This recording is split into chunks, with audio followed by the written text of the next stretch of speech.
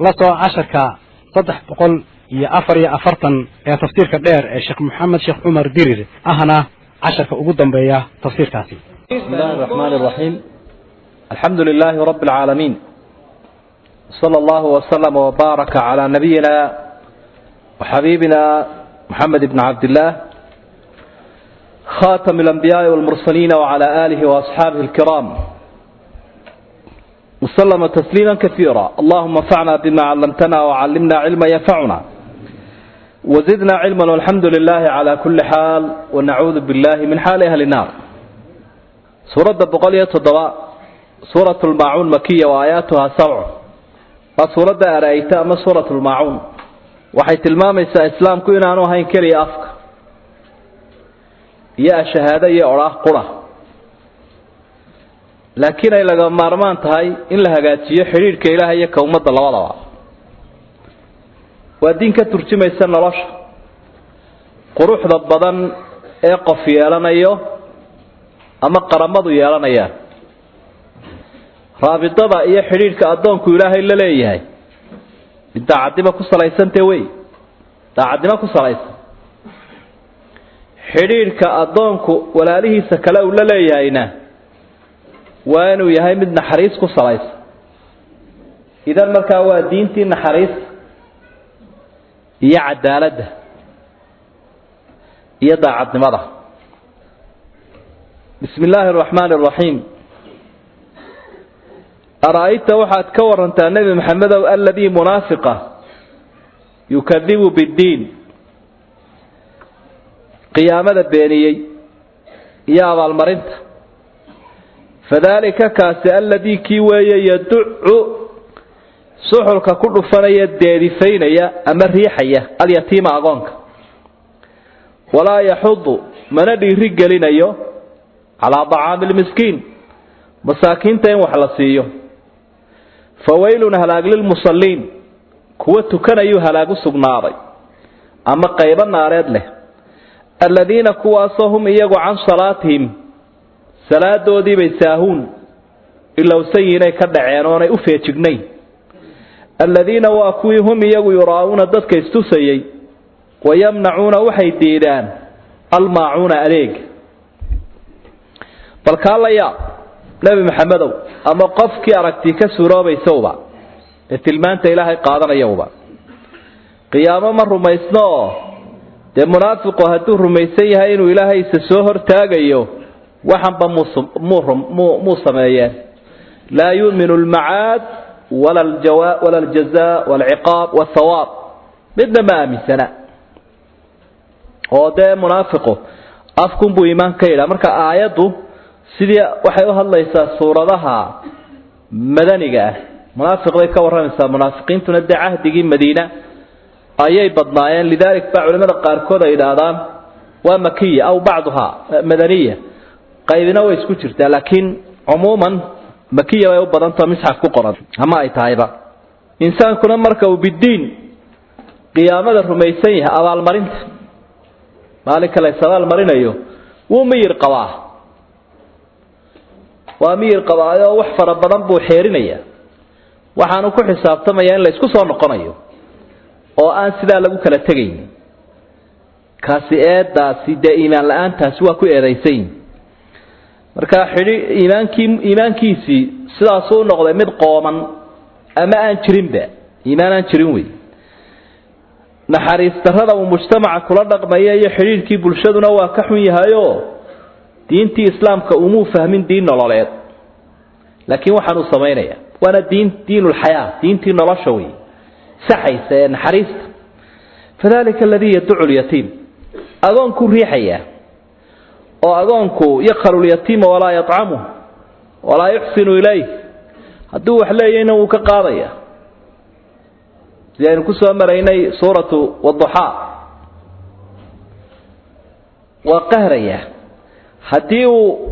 أغانكو باهي هينة وحبا مصير يوم قرمانيو لكن وحو كحيقا دعقوا الريحدة والريحة يسحلكو كل فنيا yuu sheegayaa buu leeyahay meesha wixii qawi laha awood lahum baarinkiisu shaqeynaya yad'u al-yatim yatiim iyo arrinkiisu halka uu gaadhsiisayna dee suuradihii qur-aanka midba waad kusoo arkaysa min suuratu nisaa laga soo bilaabo bilowgeeda ilaa intaa aayaadka oo kusoo noqnoqonaya diintii naxariista iyo dabeecsanaanta iyo gurmadka iyo insaaniyadda inay taba halkaa kaaga muuqanaya alyatiim halka islaamku uu ka taagan yahay gurina waxaa u shar badan guri agoon joogo oo lagu dhibo waxaa u khayr badan guri agoon joogo oo lagu ixsaan sameeyo afar baa saasi ay ku soo aroortay in sabata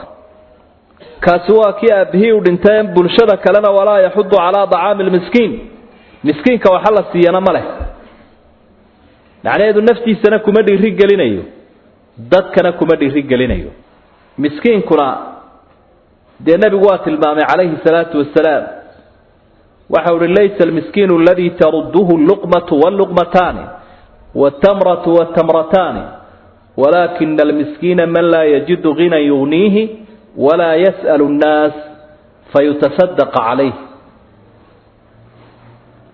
مسكين لما يراد قفك الدور سنة يقول واسد النبي عبر عليه الصلاة والسلام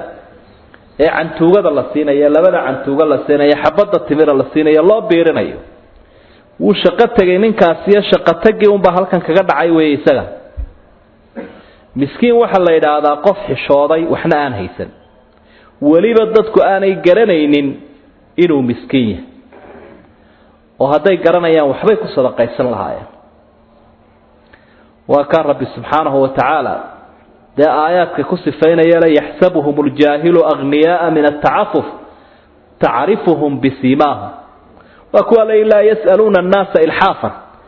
hadithka ya aayada ayaa isfasiraya qofka jaahilkii waxa uu moodayaa aghniya inay yihiin dad maal leh mina tacafuf dhowrsoonaanta daraadeed dadkiina la yasaluna an-naasa ilhafan su'aali diiba kana male kuwaasi baa markaa miskiinka dhabtahay waa ka aayada iyo xadiidkuba ay tilmaameen iyadoo qofkan kale ee saa'il baa la yiraahdaa kan isagu dadka wax weydiisanaya oo isaguna saa'ilkaasina xaqiisu leeyahay waxa haboon mar walba nusuusta in la isla akhriyo rasuulka ilaahay sallallahu alayhi wasallam waxa uu ka hadlay masaajidadu inay leeyihiin ixtiraam gaar ah wuxuu qofka maqashaan isagoo masaajidka dhexdiisa wax ka yaboohinaya waxa tiraahdaa la raddaha Allah lak ilaahay waxa aad yaboohinayso kuma soo celi alla kuma siiyo qaar waxa ay arkay adduunyada ay arkay buu leeyahay alla kuma siiyo dhahabaara qofka aragtaan isagoo wax ku iibinaya masaajidka dhexdiisana ilaahay faa'iido kuma siiyada ilaahu aanad ka macaash lidalik baa culimadu ay leeyeen masjidka wax ma laga weydiisan karaa oo saa'ilkii suuqa joogay masaajidkii wax ma la iman karaa mar haddii nusuustaasi ay masaajidkii u diiday buuqi iyo qayladii iyo kala macaashkii iyo wixii qayb badani waxay ku tagayaan maya oo sidaa yaboohdii loogu diiday sidaa iibkii loogu diiday saasuma loogu ogolayn kii adduunyo kordhisanayna shawaariicda qaarkoodna waxay leeyihiin markuu yahay qof baktiyaya caadaysana aan ahayn dee waa loo gurman karaa marka kolay taasina waa xaalad khaas ah weey oo masaajidku dee wuxuu leeyahay ixtiraamkiisa gaarka ah oo barigi nabiga calayhi salaatu wasalaam dhaqan ma yahayn masaakiin intay kacaan ay ka yaboohdaan masaajidka dhaqan ma yahayn shawaaricda iyo meelahaas lagu siin jiray oo maaragtay laga warayn jiray walaa yaxudu ala ta'am al-miskiin marka qofkii laba waa midun bulshada islaamka ee baahan inuu isagu wax siiyo iyo hadaanu waxba haynin inuu yiraahdo hal la siiyo oo hal caawiye hebel wax ku tar taas waa taasoo xiriirkii ijtimaaciga ahaana sidaas u xumaaday gurma degdega ma leh فويل للمصلين الذين هم عن صلاتهم ساهون إيمان حمد عبادة حمد منافق كدري ترتكنا يا هلاك لبا إلهي بل كأن تكنا يكورها سو كي تكنا يبا لقولوا هلاك بولا يا كأن كبكي سبا ويسمرين الصلاة لو رنت حق يربا أنو كعين تكوا كسي فوقي هاي يسوى هلاك سنة قد هلاك سابقا ترتكنا يا هلاك له وإلهي ناريسة وقالينيا وانا الذين هم عن صلاتهم ساهون ثلاثة دي بإلوسين خشوع دي أي كيلاوين وحي كيلاوين وقت جادي wayba ka tageenba waa kuwan ilaahay uu tilmaamo alladina hum yuraa'uun macnaa salaada qiimaheedii may siinin hadday tukanayaanna dadka ayay istusinayaan waa munaafiqii wey waxa uu lahaa cataa ibnu dinaar alxamdu lilahi aladi qaal can salaatihim saahuun walam yaqul fii salaatihim saahuun ilaahay baa mahad la yidhi can salaatihim oo aan odhanin fii salaatihim dee cantuna waa tarkiya fiiduna waa can tufiidu tarkiya walmujaawaza wa fii tufiidu darfiya waxay tilmaamaysaa cantu dee way kaba tegeenba waktigeeday ka saaraan way dayacaan salaad ma ilaaliyaan hadday tukanayaanna dee ka istusnimo u tukadeen ilaahay u tukanin dee uma tirsano salaadaas laakiin way nagu cuslaan lahayd buu leeyahay haddii ilaahay odhan laha aladiina hum fii salaatihim saahuun oo dee mid waloo inaga midaba sahwi waa ka dhacaya nebigi ilaahay buu ka dhacay calayhi salaatu wasalaam ama khushuucduba way naga yaraataa salaada dhexdeeda marka intaasaynu ku baxsanay buu leeyahay idan markaa salaaduna de waa halka ugu adaga adoonku ugu qiimaha badana ilaahay uu kula xidhiidhayo subxaanahu watacaala telefoonada iyo taararka iyo xidhiidhka ugu culus markuu adoonku dirayo waa markaa uu isaga hortaagan yahay ilaahay awla khitaabayu le iyaaka nacbudu wa iyaaka nastaciin adiga ayaan ku caabudaynaa gargaarkaa doonaynaa ihdina siraat almustaqiim ilaahay buu la hadlaya marka maaha inuu meel kale ka shaxo isma qabato inaad ilaahay hortaagan tahay iyo inaad xawilanta تليفون ده حولان سوماد مقال لغة عصرية مركا ينكو هذا الله دي هداد حولانته هو مصيبه أديك يا إلهي هرتاقن بهدنا حولانته أما وإن أنا تكبقى نمبا صلاة دي فرصة الدكان كي بخارك كو حسابي سي الشركات وإنت يرى هل كانت سوق شيء طبعا كامر حتى دكذا واحد كجا حسابي سو كل كجا تبع فرصة دكجا ومصيبة ينا الخشوع في الصلاة وباب قارة وميزان كذا إلا ودوحي صلاة الذين هم يراؤون استسلموا وح عمل كبرية عمل صالح من نقضها الضياء استسلم قش وشرك النبي ولا عليه الصلاة والسلام أمدا ونقبقيا واستسلم هذا واحد قوانا يسأل إلهي ونال إنه إلهي كؤيجا يونجو محاد وقت عيد كلام عيد كلام وحي وقت يمشي كل هدو إلهي كؤجي وركا جوادين وحنا معروف عمل كمركز أنيوتا استس إلهي وقرية عمل كأد قريسنا إلهي وموتية أنت أدوني سوى بهلي سابها تاد إلهي إسكال استحقيس ويمنعون الماعون حرير كي بلشاد السيدي بوحني هدي أدد كي ضعفضا أقونتي مساكينتي أنا يقرمانين منافقين حرير كتشارك إيا الديغان كانكو مفعنا نحريس ماله وصدق الله إلهي وحنون شاقي dee maanta wadamada gaalada dadka degay baa garanaya qofku wuxuu qoray gaalkan waanu jaar baanu hayn 5 sanadood oo aragiisu marmar arkaa waligay gurigayga muu galin annamaan galin isma naqaan tafaasiil kale male way kala qufulan yihiin oo xidhiidhkan iyo gurmadkan iyo xaal ogaanshahan waxa keena iimaanka keena nabigu calayhi salaatu wasalaam wuxuu jaarka uu ii dardaarmay malagu ilaa uu ku celceliyo oo ku celceliyo moodayda inuu dhaxalka wax ka siinayo jaarku dhaxalka wax ku leeyahay jaarku waa qofka jaarku marka uu wanaagsan yahay waxa weeyaan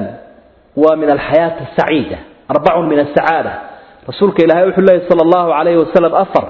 waxay ka mid yihiin nolosha saciidada ah wanaagsan waa guri wanaagsan iyo gaadiid wanaagsan iyo gabadh wanaagsan iyo jaar wanaagsan uu nabiga calayhi salaatu wasalaam inta hadii kulayl kala kulmana demasha waad ka firnan hadii jaarkii kululaado islaantiina ku durmato kaarigiina quuf noqdo kullu dalik maxaa markaa jira waay gurigiina mid ciriiriyo oo jaarkiisu xun yahay marka waa noloshaadiya jeer asaasiyaadkay ku taagantay nabiga calayhi salaatu wasalaam isaga inoo sharx jaarku waka marka maacuunka ay jaarku kala qaataan iyo deegaanku way asxaabtu waxay leeyihiin waxaan u arkaynay inuu yahay wadaanta eelka lagu dhaansaday faashka xaabada lagu jajabsaday irbada wax lagu kala qaatay dabka la kala qaadanayo biyaha arrimahaas oo de qofna kaligiis ma bixiyo ilaahay baa kaligiis bixiyo subxaanahu wa ta'aala cid u baahnay adduunyadu adiga arkayo gaalada islaam waa la isu baahan yahay gaaladii baad u baahanaysa oo nabi maxamed wax ka amahan jiray la jaarka ahayd yahuudi wax ka amahan jiray rasuulka sallallahu alayhi wasallam marka insaanku waa madaniyun bi tabci وحضاري وحي ما هذا مدعي للجوجة هو دور جوجة معها لكن ضدك ويسبهين أو ويسكو وذا نولين أو ويسكو وذا تيرسين حقيقة ضبطنا وحوي مركز شار وناكسني تشرو حتى هذا وما بهنيت بكات رخصا جريد نلول تونا dee waa laga yaabaa inaad uga baahnay waxa u baahnayd oo dhan jaarkana kula qabanaya marka jaar alla yaqaanaho miyir qaba waxa lagu helayaa dad muslimiin oo diintooda ku toos wayamnauna almaa'un adeeg waa kaaway waxyaabaha la kala qaato nabiguna wuxuu ku soo ururiyay kullu ma'rufin sadaqa wax kasta oo wanaagood ummadda u sameeyay arin iyo aduun iyo aqoon iyo awood iyo alaab waxaad ummadda u sameeysaa waa wada sadaqo suuratu al-kawthar makkiyah وآياتها 3 سورة بقولي استيد وسورة الكوثر آياته ذنا وحويا وصدح هذا وسورة البقرة عكس كده سورته وإنه قد شهدنا سورة القرآن كأوله بين مقابل كده تعي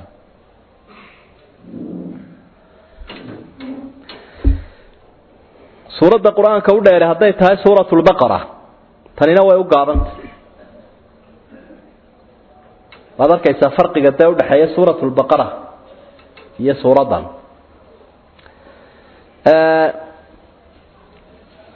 واحد سورة أي كور رنيسا نبي محمد عليه الصلاة والسلام وإلى هاي وكحل قاضي جوابتي ورن لها جوابتي بلغ حل قاضي nimankii gaaleed nabiga kaleey salaatu wasalaam iyaga oo ku wiirsanaya ama ku diganaya waxay tilmaameen oo ay leeyihiin waar caruurtiisa kuwii labka ahaa oo dham way dhinteene cid dhaxlaysa ama ku abtirsanaysa Muhammad ma jirto saadaradeed waynu kala nasan doonaa oo inamadiisu deesa la ogsoon rasuulka sallallahu alayhi wasallam yaraan bay ku dhintay yaraan ayay ku dhinteen marka waxay leeyihiin kol hadii dee labkii uu dhalay ay dhinteen waa kala nasanayna iska rawaxi doonaayo uu goblami doonaayo cidina raad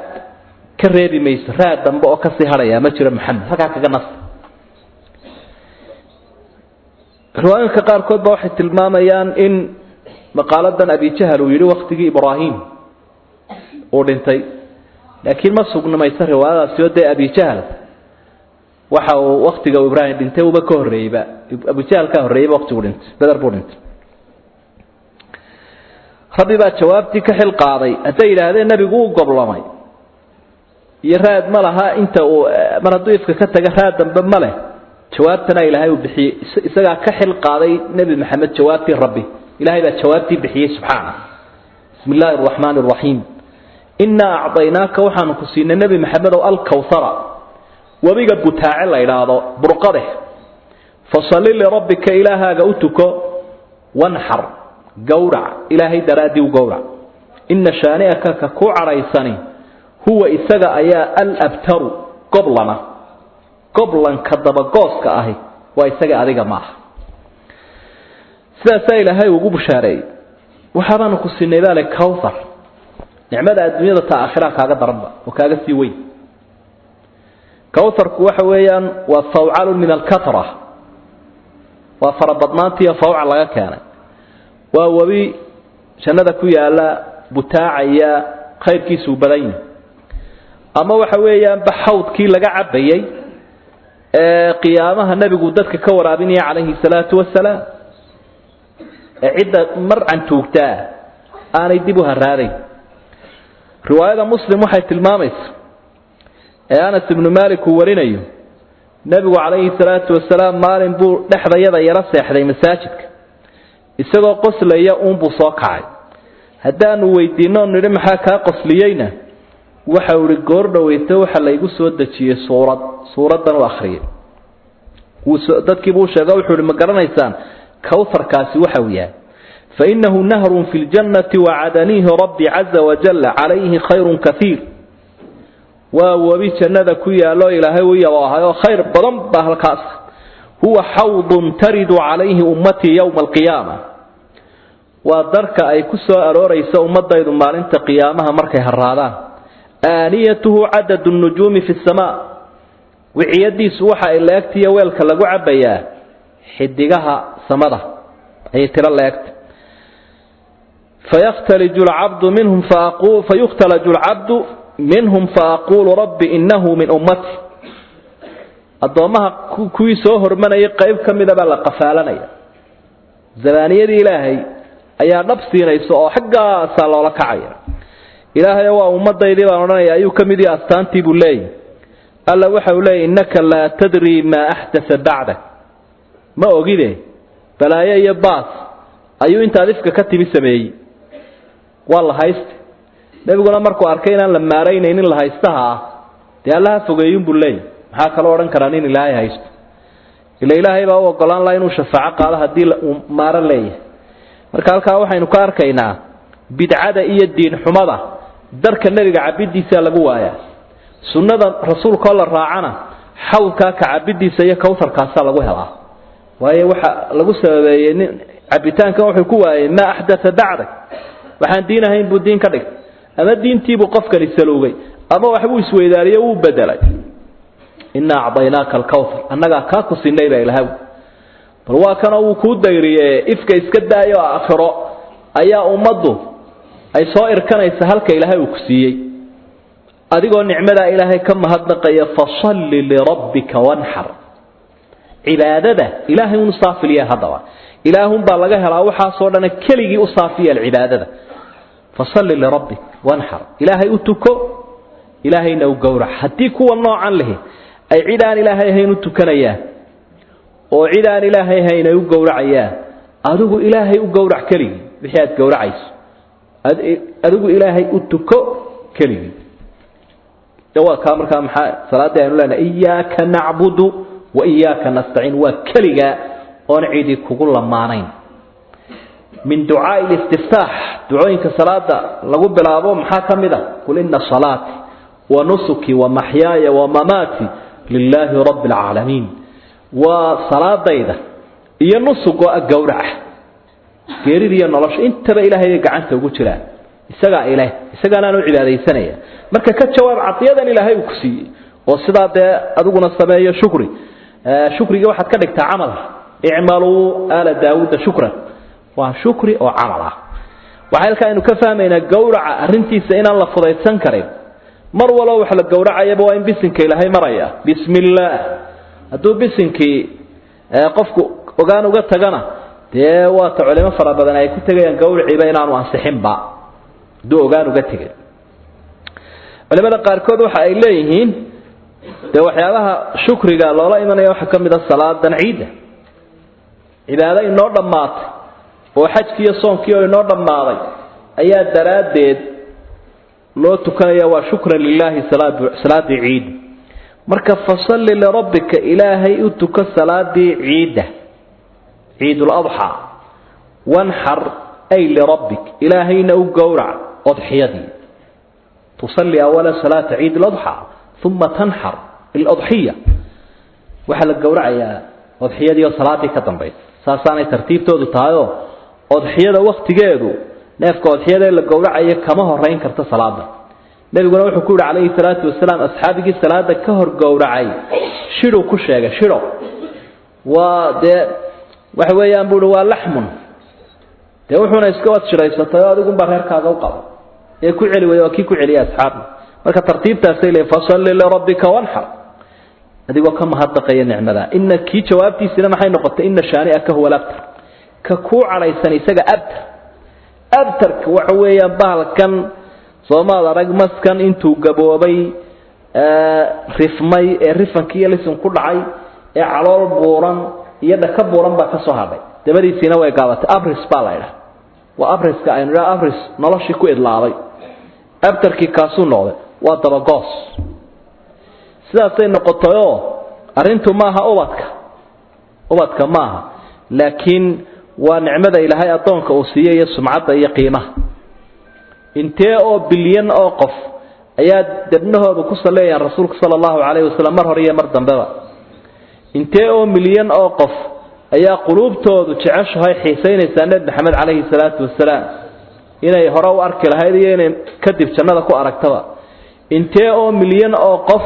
ayaa ku salliyaysa rasuulullaahi maxamed sala allahu calayhi wasalam ina shaani'aka huwa al-abtar isagoo adigu abtar ma ihide kaa mar walba oo magaca ilaahay la soo qaaday isagana la soo qaaday laakiin kana abtar nin ilaahay u jawaabay afkiisu waa hadhay سورة الكافرون مكية وآياتها 6 بسم الله الرحمن الرحيم قل وحات هذا النبي محمد يا أيها الكافرون كوان قال هذا أهو لا أعبد مع عبديه ما تعبدون وحا عابديساه ولا أنتم بدنكم نما يهدين عابدونك وعابديه ما أعبد وحا عابد شيئا عابديه ولا أنا عابد أنا ولا ما عابديه ما عبدتم كعابدين ولا أنتم بدينكم ما يهدين عابدون كوا عابدية ما أعبد إلها عابدية لكم دينكم دينتين أيان ليدهن قال لماذا أنا ننوك كسوبيرين ولي دين أنا قال الدين تيدا إسلام كأيان لا يهي حتى ديدين أنكو أرقه سورة دنا يدا رمتي النبي عليه الصلاة والسلام وكو أخري تره رقعدها sida daawutriga tahore iyo ragcadaha tawaafka iyo sida saxiix muslim ku sugan waxa ay leedahay fadli oo rasuulku sallallahu alayhi wasallam habeenkii marka uu qofku seexanayo ama uu nabiguba seexdo ayaa seexanaya abu akhrij waayo waxa ay noqotay ka bari noqosho fa innaha bara'atun min ash-shirk wa qofkii oo shirkigi ka bari noqday waa adigoo ashahaatay oo ku soo khatimay socdaalkaagii iyo shaqadii maalintii tawxiid ku soo khatimo kale u dhiganta marka suuradan akhrido marka waa quraanka la akhriyo iyo wardiga la akhriyo waqtigu markuu qofku sii seexanayo suurada sida ka muuqanaya macnaheeda rasuulka sallallahu alayhi wasallam waa ka barin noqosho uu ka barin noqonayo kufri iyo kaafir nimankii gaaleed nabiga la hadleeno waxay ku yiraahdeen in badan baynu muranay hadii la murmana waa la soo dhaweeyaa arrimaha waxaanu jeclaan lahayn mar inaad ilaahaaga kula caabudno mar aduguna aad kuwa iyagana la caabuddo mar diintaada aynu ku wada dhaqanno marna taayada dee aan daalacnaasin labeeyay waa la daalacnaasin arrimaha waa la isku celceliyaa waataynu ku soo marayna suuratu an-nun suuratul qalam ودوا لو تدهنوا فيدهنون waxay jeceliin law tudhinu inaad soo yar subkanto oo soo yar dabacdo iyaguna ay soo dabacaan markaas la yahay dabcina imma inay ku raacaan diintii xaq ahayd badoodaay haday taadiidaan iskaga bari noqo tanaasul malaha taabo ta islaamku malaha tanaasul iyo in la iyo barax la isku barxo ta ka soo horjeeda midna male waxa marka halka ka muuqanaya maxaa iyaga iyo rasuulka u dhaxeeya ama maxaa gaalada iyo islaamka u dhaxeeya waxa u dhaxeeya mabaadi sugan oo saabit oo xaqaho ay ku qanacsan yihiin oo iimaansadeen baan jirin taasa waxay keenaysaa inuu qofku ceer karo imka gaalku laga yaabaa inuu ku raado dawaaban iska shahaadanba hadaynu xafladan wada tagayna ama halka wada marayna ama hadiyada aad siinaysa ama intii naadi guurinayso dib ma lawan iska shahaadanba kolku dabeetana hawshiisa fuliyo ayo haddana oranaya daanu kristan baanahay haddana xaggan kale u kacay mabda sugan oo qofkii uu leeyahay ma jiro leena muqtanic baanahay wuxuu ku qanacsan yahay ma wuxuu ku qanacsan yahay baanahay laakiin qofka muuminki waanu ku nool yahay waanu ku dhimanayaa mabdiisa qofka muuminka waxa lagu yaqaanaa inuu yahay saaxibul mabda'an xaqa ayuu ku taagan yahay watawaasaw bil haqq watawaasaw bis sabr addu 'alayha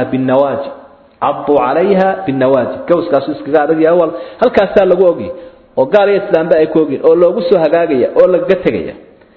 marka suuradu saasay tilmaamaysaa ومرك لقد دونا يدك مسلمين تاه dadka inay ducaat ila Allah ay dadka diinta islaamka ugu yeeraan ila iyaga sida dawadi diinta furqaaneed ee nabi maxamed lagu soo dajiyay kaleey salaatu wasalaam waa tiin nasaxday diinihii kala dhan iyada nasaxday rasuulkuna waa khaatamul anbiyaa wal mursaliin حتى عيسى بن مريم عليه السلام مركو صبح آخر الزمان قرآن كنا ننبوح كحكومية وكراس كانوا كطور دون كفار waxa ay ariga ka dhigteen doofaarkana waa kaleyn doona xadiidka saxiixa ah oo tilmaamayo isagoo rasuul ahayna ciise abu imanaya oo waxigan iyo quraankan umada ku dhaqayo oo hirgelinaya sida xadiidka saxiixa ay tilmaamayso marka dawadii inaga ahayna waxa dadka in loola gurmado oo la gaarsiiyo halka maanta adduunyo iyo shaxaad iyo muaawana iyo waxa lala taagaya waxay dadka muslimiintii marka ay yihiin dad ku sugan sunnihii nabi maxamed oo hadigiisii ku dayanaya inay noqdaan diin iyo dunyada dadka caalamka iyagu kuwa u fidinaya oo iyaga marti loo yahay mid gaajaysan oo haraadan oo diin ka gaajaysan oo ka haraadan inta dunya la daba caraysa adigu tan gaarsi nasiib darada ay kamid tahay dadku maal qabeen yihiin iyo haday mas'uuliin yihiin iyo baabka laga lama hadlaba mid yimid oo soconaya ama hay'adaha wato ama wafti ha ahaado arrimaha diinta miyaa laga hadlaa oo la yiraahdo war hebel miyaad socotay wadan hebel baad ka timid bal yara fariiso oo wax loo sheegaa ama wuxuu sheegay ama cid wuxuu sheegtay lagu yeeraya ma haynagu taabaneen halka inaga daayay diin iyo siyaasad bay kale diin iyo dunyadu ka waran marka almuhim taasi waxa ka muuqanaya halka oo uu cadeynaya baahidaas ay dadku qabaan in loola gurmado haday diidaan ومفاصلة إلا جبر النقطة وين لكن إسلامكم معها واحدة سيدة عنشر كلا كلا تيجي كل بدن الله حياة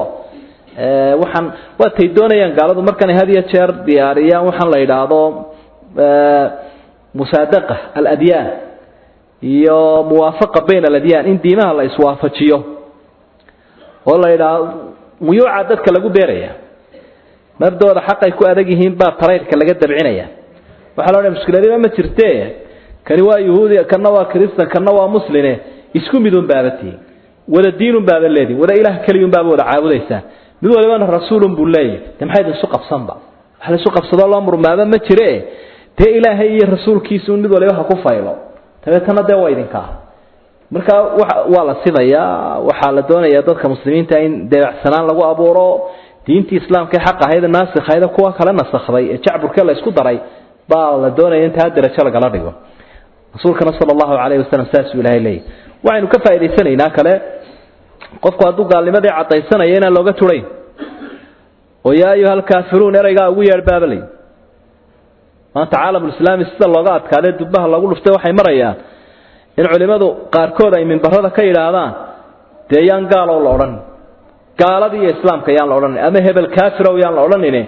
hal la yiraahdo muslimiina wa ghayr almuslimiin dadka muslimiinta ay kuwaan muslimiinta ahayn oo kaafirka ah looga turo waaya ilaahina wuxuu leeyahay lucina alladheena kafaru min bani israa'iil kafaru bala wal nacday ya ayuhal kafirun wa bal lagu yeeray ya kafir halkaasay marays soo celintan ilaahay uu soo celiyo la a'budu ma ta'budun wala antum aabiduna ma a'bud wa qaybta hore qaybta dambana wala ana aabidun ma abadtu wala antum aabiduna ma a'bud laba macna lagu fasiro qolo waxa ay leeyihiin culimada tafsiir way is adkaynayaan oo kolka hore waxa la yiri anigu caabudi maayo waxa caabudaysaan idinkuna ilaaha ana caabudaya caabudi maysaan tiun ba haddana si kala loo dhigo lagu soo celiyay oo ismi loo isticmaalay caabid kolka hore caabudu baaday ma kana caabid ba loo isticmaal marka wuuna is adkaynaya ما تقرر بالله شيء هدي لجو عليه وصبما أرنكو إنان الله إلى فضوضين دي لبا شير بابان دي كعلي علماء قال كودنا وحي لين ما قيب تهرى لبدا الجملة هرنا وحي كور رميان ماضي تجي لبدا الجملة وحي كور رميان ندم بمستقبلك لا أعبد ما تعبدون ما عابد أيو حالا هطبا وحعابد يسا ولا أنتم عابدون ما عبد ولا أنا عابد ما عبدت إذن كنا مستقبل كما عابد إنسان إلهي لا أنا عابد ما عبدت أنا مستقبل كما عابد أيو سنمياشينا ولا أنتم عابدون ما عبد إذن كنا إلهي ما عابد إنسان مركا وقت جن شوقا يا وقت جي تجي ما ينال اسكو درسانين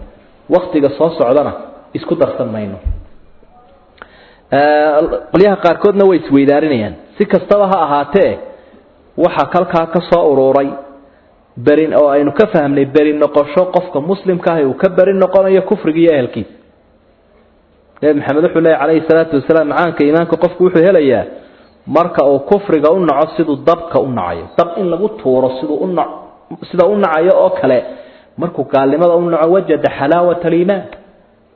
قد كانت لكم أسوة حسنة في إبراهيم والذين معه إذ قالوا لقومهم معاكم حقا إنا براء منكم ومما تعبدون من دون الله كفرنا بكم وبدا بيننا وبينكم العداوة والبغضاء أبدا حتى تؤمنوا بالله وحده وقتنا اسكو درسنا إلهي وكقوصتين وعمرك أوصل نقطة لكم دينكم ولي الدين idinkuna diintiina leeyihiin anna diintayda waxa laga fahmayaa erayga diin waxa loo isticmaalaa diinta xaqa iyo tabaadilka labadaba diin waa leeyahay erayga diinna waa dhaqan Aisha waxay leedahay ad-diinu ma yudaan diin waa wixii lagu dhaqmo waxaynu uga jeednaa diinteena iyo dhaqankeenu ma kala baxsana qof baa sooraya wax tacliiq iyo faaleeyo wuxuu leeyahay diinta iyo dhaqanka Soomaaliga ayuu leeyahay maxaa laga fahmi karayaa markaa dhaqanka Soomaaliga waa midaan diin ku socon ama aan diin lahayn ama aan diinta ku salaysnayn baa laga fahmaya laakiin waa inuu noqdaa dhaqankeenu ama Soomaali ha hada ama Carab ha hada ama Cajab ha hada qofka muslimka dhaqankiisu waa dhaqan diiniya wixii aan diin ahayn daaqada laga tuuraya ama Soomaali ha wata ama Carab ha wata halkaas uu iska gaaraya diintii nolosha meelaan wax ka sheegin ma jira guurkii iyo dhaqaalihii siyaasadii cuqubaadkii wada noolaanshihii bulshada mid walba adiga arkaya meel diin aan wax ka sheegin ma laha sayiga aad xiranayso talaabada aad qaadayso wax ka sheegay diinta islaamka jira meesha doonayso mar 24 saacadood xaalad kastood ku sugan tahay meel ka jawaabay islaamka jira marka diinu ma yudaan ma naqaan marka dhaqan iyo diin la kala qaado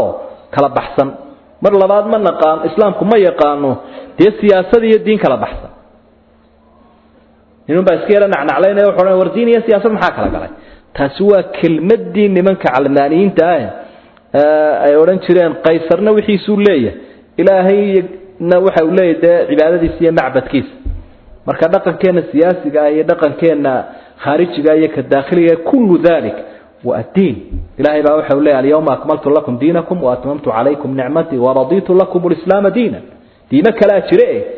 dhaqankan idinka raaleehay وإسلامكم ومن يبتغي غير الإسلام دينا فلن يقبل منه من عقيدة وعبادة ومعاملة مالك استبوت لكم دينكم ولي دين سورة النصر المدنية وآياتها 3 سورة إذا جاء الإرادة وحويا وسورة مدنية سورة دي قدا بيه سود دقي النبي محمد لقو سود الشيء عليه الصلاة والسلام أي سورة كامل هاي بسم الله الرحمن الرحيم إذا جاء مركو يماده نصر الله كرقارك إلهي والفتح يفرتانك لغفر ماشيات فرتانك إذا سقيس ورأيت الناس ضدك لا أدركت يدخلون إيقو سوقلية في دين الله دينت إلهي أفواجا إيقو ومضاء يكوحا فسبح تسبح سبح حمد ربك مهدنق إلهك أديقو أكدرية واستغفره إلهي ندم بداف ويديسو إنه كان إلهي وحوى هذا التوابا مد توبة آد أقبله أضمها آد توبة أقبلوي سورة وحا إلا هذا التفسير التأويل ظاهر كوا كاوية لكن معنى كلا كسي ديراده تأويلها لقو فهميه أيها إلا هذا السيدة يسقمر خاتك عين عمر بن الخطاب يا ابن عباس رضي الله عنهم وأرضاهم عبد الله بن عباس نيربوها دوري التبنشر آذو يرى مركو النبي قيري عليه الصلاة والسلام آذو يرى تبنشر وحي يقول نفسنا isaga taariikhda ka warramo riwaayada Bukhari sida ay tilmaamayso waxa uu kamid ahaa dhalinyaradii xufaada ahaa cilmiga badnaa ee Umar soo dhaweyn jiray la talintiisa ahaa oo halka caalamul islaami waqtiyadan dambe madaxda muslimiintu mid abiyan ciriidaha labatin la ah oo falsafad ku gaboobay ama qaanuun halka ay mustashaar ka dhigtaan Umar ibn Khattab iyo khulafaa ur-raashidiin iyo dadkii wanaagsanaa waxa ay ka dhigan jireen la talin xufaada sida markaa riwaayada laftigeeduba ay tilmaamayso dadka xufaada ah ee qur-aanka ehelka u ah iyo aqoonyahanka diinta ayay la taliyaal ka dhigan jiray odayaashii reer dagaalkii Badar xaadiray ee rubacdaaga ahaa ee cadowga sanka ka galay maalintii Badar wax badan oo wacdaraa geystay ragaasina waxay kamid ahaan la talinta Umar ee kamid ahaayeen odayaashaas uu soo raaciyay ibn Abbas isagina waa yar yahay iyagina waa waaweyn dabadna maalintii dambe Umar la hadleeno waxay yiraahdeen Umar oo anaba inamaanu leen idan kan baa meesha maray arrinkiisu waa maxay Umarna jawaabtii hadal uga mudhigine ficil buu uga dhigay jawaabtana waxa ugu fiicanta ficilka ah waayo tii kale oo dhanba waaba laga yaabaa in la kala jiijito ama la isku afgaran waayo imtixaan uu soo diyaariyay marka imtixaankana wuxuu kaga qaaday inankii iyo odayaashii suuradan weetana wuxuu odayaa ama asxaabtii marka la hadlaya suuradan bari fasira inta aynu carabka marinay marka mariyeeno way fasireeno waxay suuradu sheegaysaa beelaan nasriga Ilaahay kulka uu yimaado iyo fadxiga diinta Ilaahay dadku ay soo wada galaan tasbiixdii iyo xamdigii iyo istighfaarta nabi maxamed oo isku dar Ilaahay baa toobad aqbal badan sidaa way sheegaysaa laakiin bal ibn Abbas oo baladuguna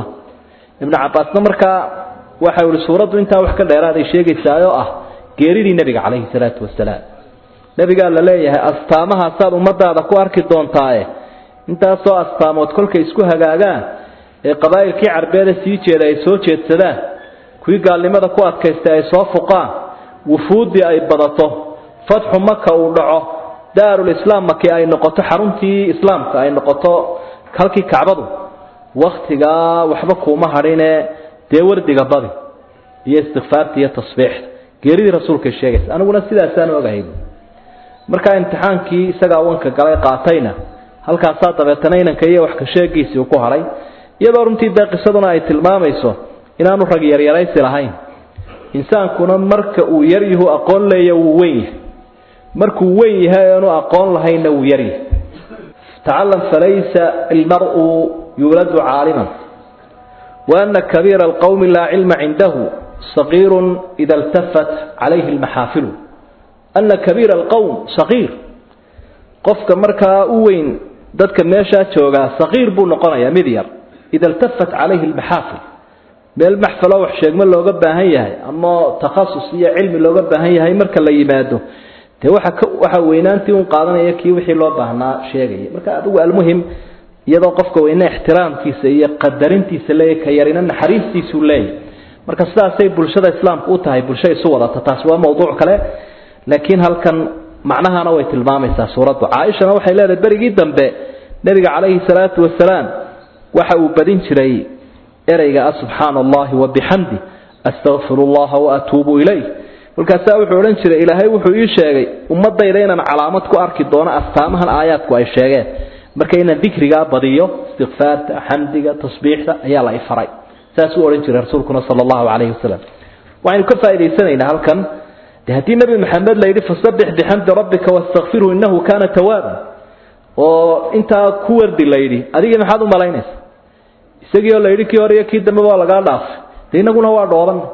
waxaan wax badan baa inagu rasaysanayno la rooreynaa dambiga marka goor walba inaynu istighfaarta aad iyo aad u badino inaan ismacaashsiinin adiga wadaada adiga hebel adiga caabud ahay soran laakiin boqol jeer baa ilaahay dambi dhaaf weydiistaa buu nabigu leeyahay maalintii ilaahay dambi dhaaf weydiistaa taasa wadankuna kulli baan istighfaartu markay badato faqultu astaghfiru rabbakum innahu kana ghafaran yursilu as-samaa 'alaykum midraran ويمددكم بأموال وبنين ويجعل لكم جنات ويجعل لكم أنهارا dalkii baa barwaaqo noqonayo dumarkii baa wiilal wada dhalayo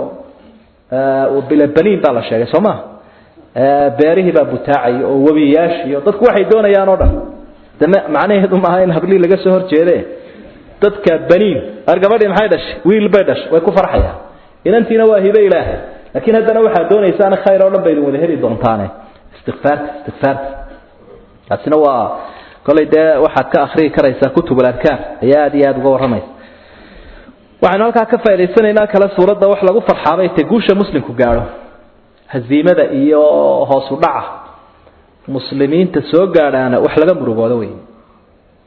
waa dadka muslimiinta ee caalamka meel kasta ay joogaan وإنه آمنا قفك مؤمن كهيتد اسكو جد كليينيين وإن آمنا وحاسو حدود ما أنت تشره مدوية مدير با تهدى وان بسمية استعمار لكن ضدك مسلمين تا عكتودي قلبيات بيتالا عكتا كلا بري بيتالا قلبي قودي هالكاسو يالا بدحودي هالكاسو يالا وشركة عالم كلا باهسن marka guusha ay gaaraan qaybi waa guul ay muslimkooda gaareen haziimada iyo jabitaanka ku dhacaana waxa weeye wax laga murugoodo guusha ay gaarana waa mid lagu farxayo aduguna ku farax ida jaa nasrullahi wal fath fathigaas waa fathu makka weeye oo de maalinta saa wax kala baxeen sidii badar wax kala baxeen ba maalintaana wax kala baxeen la hijrata ba'da al fath qaxoonti dambe ma kala qaxaya ma jiray rasuulku sallallahu alayhi wasallam maadaama midaar islaam noqoto ida jaa nasrullahi wal fath wa ra'aita an-nas yadkhuluna fi din illahi afwaja dadkii ilaahay dadkii aad aragtay iyago diintii kufriga ma aha diintii dadka kala haysteen ma aha waa fi din illahi afwaja ummado aamul wufud ayaa jiray sanadii sagaalaadii rasuulku sallallahu alayhi wasallam geeridiisu markay soo dhawaatay markii maka uu qabtay rasuulku ayaa waxa istaba qabsaday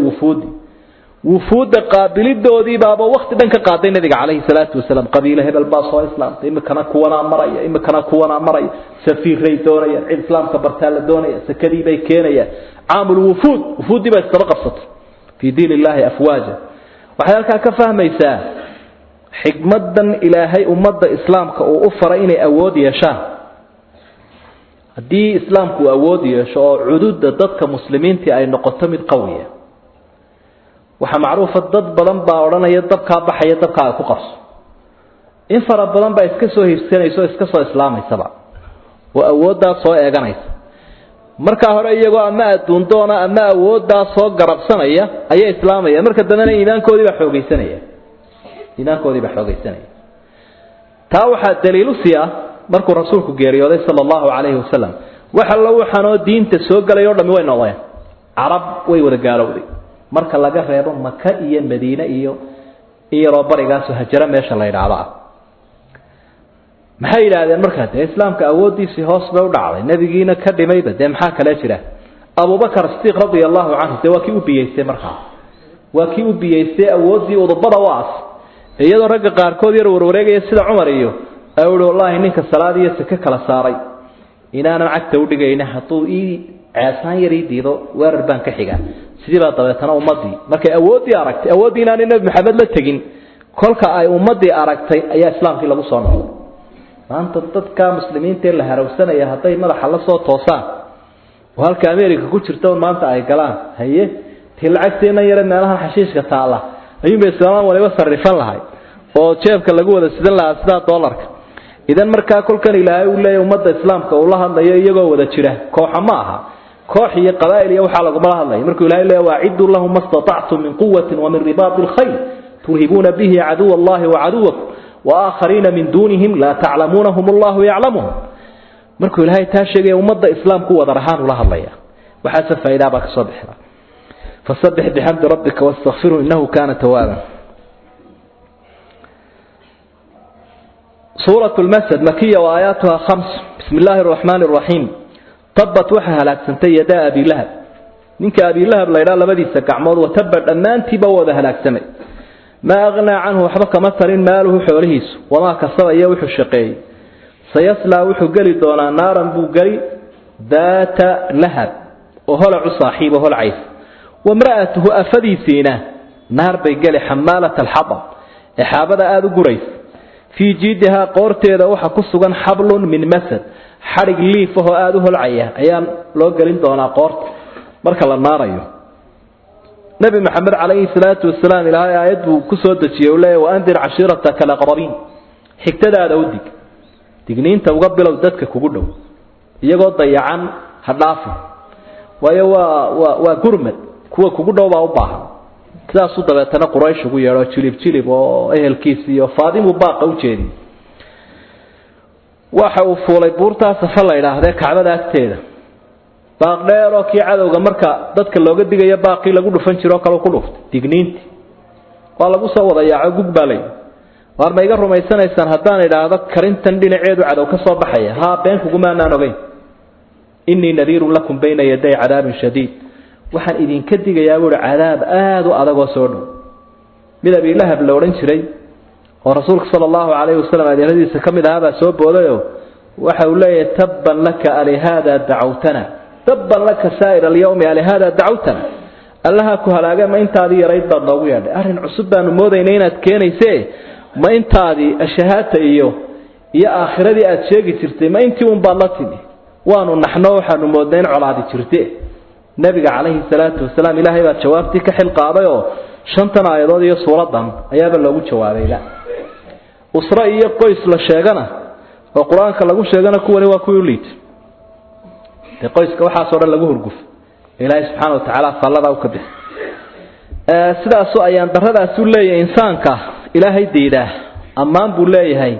qoyska ama ummadda ama insaanka ilaahay ogolaada sida dadka qaar kood ba ilaahay quraanka ugu amaanay tabbat yada abi lahab wa tab labadiisa gacmood baa halaagsamo wax qabadka labada gacmood u badan labada gacmood oo qura kuma koobna wa tabba dhamaantiina wada halaagay xoog iyo xoolo iyo xirfad buu isbidaa qofkaan iimaan lahayn markaas ilaahay wali ma aghna anhu maaluhu wa ma kasaba waxa kamu taray xoolihiisa iyo wuxuu shaqeeyay ama istifaamna uu noqon kara muxuu ka taray xoolihiisa iyo wuxuu shaqeeyay ma aghna maaluhu xoolihiisa waxba kama tarin wa ma kasaba iyo wuxuu shaqeystay namadiisa yaray lawa alwalad min kasbi abi waxba kama tarin naar buu galayaa daata lahab isagu waa abi lahab naartiisuna waa daata lahab hadduu isagu lahaa nin balbalaya oo bidhaantiisu dheer tahay waa la madoobay oo dhuxul baa laga dhigay ilaahay moofadiisu galin daata lahab habartiisina waata habartana ugu ayaan dara waxa ugu fadli badan dadka quraanku amaanay wa maryama ibnat imran allati ahsanat farjaha فنفخنا فيه من روحنا وصدقت بكلمات ربها وكتبه وكانت من القانتين بدنا ساسو لها وما مدنا وات يدبر كسنا way ka feejignaanaya taamar yamana raadkeeda ku dayanaya saxaabiyad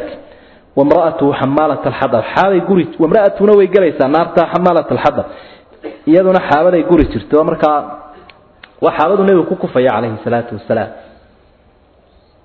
waxay Soomaad maqal chalfis baa dhiga chalfis oo loo dhiga dadka socda iyaduna haday qodaxda baalsha geesoolahay geesoolu dadku waxay madaan dhowdhow la jaray laakiin dhowdhow lama gooyee geesoolaha soo jaro qodaxda galoolka aynu inagu naqaan daalabta loo yaqaan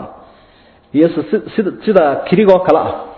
taasay soo guraysaa dabeetana banaanka waxay ku daadinaysaa nabigu marayo si uu heermo colaad yaryar male maxaa soo haray maxay ula hadlay colaada dumarka gashay cadawgu soo isticmaalada ugu khatar badan وامرأته حمالة الحطب حابة يقول قضح في جيدها حبل من مسد قورتنا وحا ugu jira xarig liifaha ilaahay baa u gelinaya qoorta baalka liifka hadii dab lagu qafto de sidoo shidmo wadak meeshu ku dhaga kama fuqayo waa liifan baqtiyeen baa qoorta loo geliyay suuratul ikhlas makiya wa aayatuha 4 suurada qul huwallahu waa quraankii ku soo degay maka wana faraayadood suuradaadu fadli badan weeye fadligeeda ahadiis badan baa ku soo arortay waxa kamid ah xadiiska Aisha warinaysa Bukhari ku sugan nabiga kaleey salaatu wasalaam koox buu diray ninka hogaamiye ka aba tukinayay markuu dadka tukiyo ragcadaha dhameeyo suuradaha kale ku akhriyo qul huwallahu buu ku soo khatimaa saaxiibadii way la hadleen waxay yiraahdeen warday ama qul huwallahu akhri ama suuradan kale akhriyo qul huwallahu maxaa kugu warwareejiyay maya waa ilaahay sifadiisa sheegaysaayo waan jecelahay buu inaan akhriyo nabiga loo sheegay calayhi salaatu wasalaam rasuulkuna waxa uu akhbiruhu anna allaha ta'ala yuhibbu u sheega haduu suurada jeclaaday inuu ilaahayna jecel yahay marka inuu qofku jeclaado ku wardiyo oo ku cibaadeysto weeye fadligeeda ay kamid tahay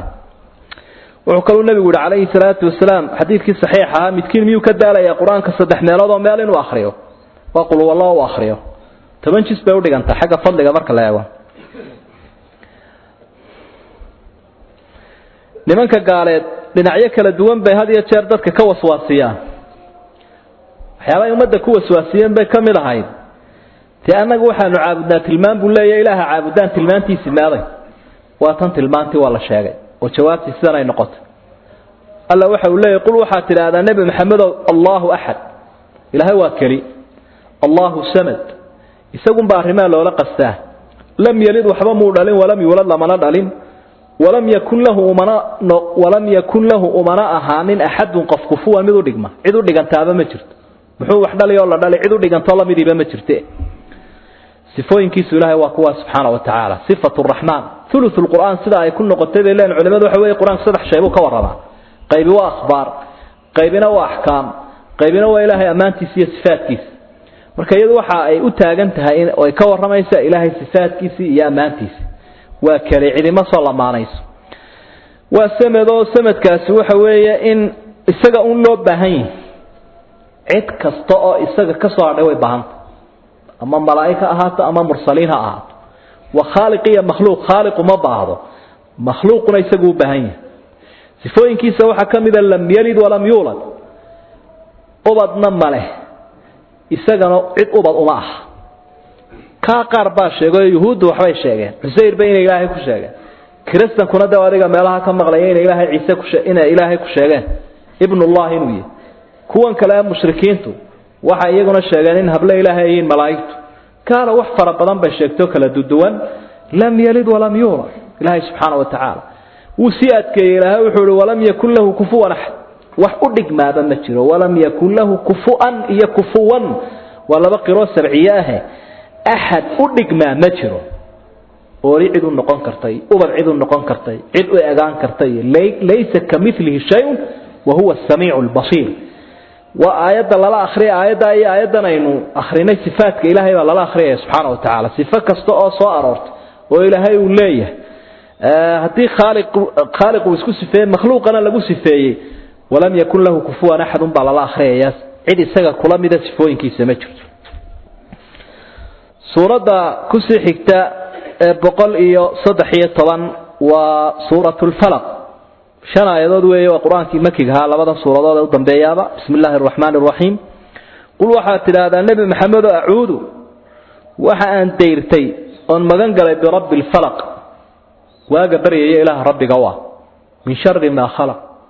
وحأوا أبو رأي أردن شركي سان كم مغنقل ومن شر غاسق مدمد وبالي وهبين كي شركي سان كم مغنقل إذا وقوى مركا ودمو دم إلى عضو ومن شر النفاثات kuwa wax tuftufaya sharkoodan ilaahay ka magan galay fil uqad guntimaha wax ku tufaya guntimaha wax ku sirxaya wa min sharri hasidin kuwa hasidaya sharkiisa ayaan ka magan galay ila hasada kolka uu xarig maleega wado ee uu hasidayo nabi maxamed kaleey salaatu wasalaam nimanka gaaleed dhan walba way kaga soo wareegeen waliba nimankii la deegaanka ahaa ee yahuuda ahaa inay gacan ku dilaan bay isku dayeen sidii ay maaragtay isku dayeen dhagax inay meel sare kaga soo ridaan rasuulka sallallahu alayhi wasallam ilaahay baa u sheegay ka badbaadiyay mar kale gaadiid bay ku eriyeeno ay sidaadeen jarka tuuro ilaahay baa u sheegay mar kale sixir bay u soo maleeyeen qof shaqaalihiisa ay yiraahdeen wax nooga soo qaba timihiisa iyo firinkiisa iyo waxyaabo ku feeranayo fi mishdin wa mishatatin wa juffi tal'ati dhakarin tahta ra'ufa waxla la isku hagaajiyo la sarxay sixirkaasi waa yar saameeyay nabiga kaleey salaatu wasalaam ilaa uu xoogaa dareena ku keenay oo mararka qaar kood la arkay isagoo maydhanaya oo mooday inuu xaaskii u tagay wax sas dadka kale sidoo dhaawac ugu geystay ugu ma geysan nabiga kaleey salaatu wasalaam arinka kolkoo caynka ahaa ilaahay baa doonay inuu rasuulkiisa daweeyo ilaa bashar buu ahaa basharkana wixii ku yimaada waa ku imanay nabiga kaleey salaatu wasalaam bukaanku kamid ah لكن فائدوين كانوا كهلا كميدة أي كميديه سورة عنه بحابي لقول دوية مركها كميدة لا وضع سورة بعض لا وضعنا إلهي وسودة شيء وآخرين وعليه الصلاة والسلام كأنما نشيط من عقاب وحل موذي ورسولك تلمامين حرق لقفر مركها كل كيف وحي ودرينا يا كب آي رسولك صلى الله عليه وسلم وحشري هيد قصة وسقنطي وحا إلهينا وصادر الملائكة maxaa hayo oo waa matbuub waa masxuur oo sixir kan ku jira meel hablaayo uu tagay nabiga walkii uu ceelkii lagu aasay wixii markaas uu kala furay oo marka uu isku dumiyay meeshii oo dhan buu isku dumiyay markii nabiga leeyahay maxaad u kala furi weydeen inaga daawul yaan la arkinay oo dadka qaar baa laga yaabaa inay naqshada ka xadaanay ka koobi gareeyaan markaas wixii marka la soo qofo dabeetana isku nabaan yaan la arkin meeshii uu isku dumiyay nabigu calayhi salaatu wasalaam sidaas malaa'igtuna ay u tilmaantay waxigana markuu nabigu akhriyay calayhi salaatu wasalaam ilaahay wuxuu dareemay uga dulqaaday marka waxa laga akhrisanayaa sixirka iyo isha iyo waxa la wixii shayaatiinta ka yimaado oo dhan rabbul falaq wa ilaahi subhanahu wa ta'ala min sharri ma khalaq waxa uu abuuray sharkiisa oo dhan waa caam wa min sharri qaasiqin idha waqab qaasiq waa habeenka qaasiqu waa marka uu madoobaado waqabana markuu dumo balaa oo dhan way soo dhaxkashaa shayaatiinta soo dareeto ki gabanaya waa soo dhaxkala min sharri nafathati fil uqad kuwa nafaasaad kuwa dumarkii wax tuftufaya inama ninkii luwayda macsan looranayay iyo hablihiisa ayaa sixirkan sameeyay wa min sharri hasidin idha has muawiya waxa uu leeyahay imaamka weyni cid walba oo aanu iska hornimada arintiisa waxaan isku dayay inaan maareeyo illa al-has fa innahu la yurdihi illa zawalu ni'mati anni nin muhannika waha siyaasadda ku qabowsaday hogaaminta nin walba la degleeyo oo ka guuleystay buu xaaska mooyaan xaaska waxa la kari waayay waxa qancin karaya buu waxaan haysto oo idhaafo intan waxa aan la dheerahay aan haysto ma qancaya buu xaas wa min sharri hasidin idha has marka dhaqanka qofka muuminka maaha suuratu an-nas makiyya wa ayatuha 6 bismillahir rahmanir rahim qul a'udhu waxaan magan galay nabi maxamed oo rabbin nas ilaaha dadka oo dhan rabbiga waa malikin nas dadka iska leh malikin nas dadka isagu maaliga waa iska leh ilaahin nas dadku ay taynay caabudaan cibaado xaq dadka ugu leh min sharri al-waswas ka wax waswaasinaya sharkiisan ka magan galay al-khannas isqarinaya alladhi kaaso yuwaswisu labaadiyayna xoqaya